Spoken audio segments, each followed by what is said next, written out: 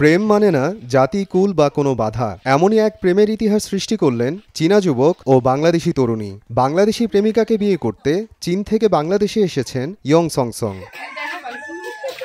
জানা গেছে, প্রেমিক যুবক ইয়ং সংসং পেশায় একজন ইঞ্জিনিয়ার। তার বাড়ি চীনের জিয়াংশু প্রদেশে। প্রায় 1 বছর আগে ভার্চুয়াল হ্যালো টক অ্যাপসের মাধ্যমে বাংলাদেশি তরুণী সুরভি আক্তারের সাথে তার পরিচয়। বন্ধুত্ব থেকে প্রেম, তারপর প্রেমিকাকে বিয়ে করতে বাংলাদেশে ছুটে আসা। আমি ইংলিশ শেখার জন্য অ্যাপসটা ডাউনলোড করি, তো তার সাথে আমার একটা গ্রুপে কথা হয়, পরিচয় আস্তে আস্তে হওয়ার পরে সে আমাকে SMS দেয়, দিয়ে আমাকে বলে যে আমরা ফ্রেন্ডশিপ হতে পারি, তো ফ্রেন্ড হতে পারি। তো আমি বলছি কি ঠিক আছে, আমরা ফ্রেন্ড।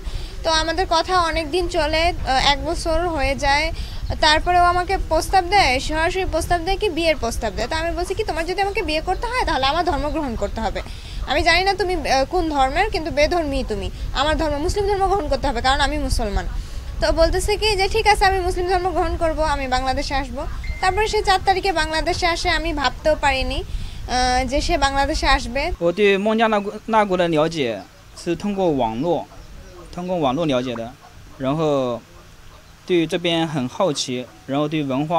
বন্ধুত্ব যখন ছিল তখন আমি ঠিক জানতাম না, এমনিতে দেখতাম যে তার সাথে টাইপিং করতো, তো আমি এতটা খেয়াল করতাম না। যখন রিলেশনে যায় আমাকে বলে, আমার বোন আমার কাছে সব কিছুই শেয়ার করে, এভরিথিং।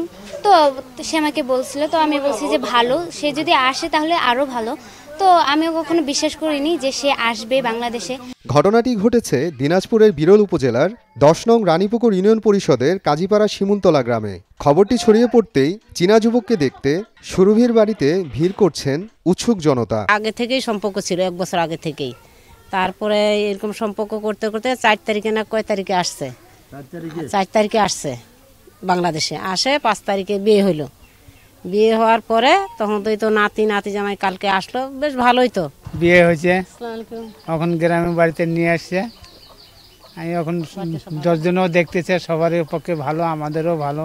সুরভি আক্তার বিরল উপজেলার রানীপুকুর ইউনিয়ন পরিষদের কাজীপাড়া শিমুলতলা গ্রামের অটোচালক নূর হোসেন ও গৃহিণী সাথী আক্তারের মেয়ে। সময় সংবাদ, দিনাজপুর।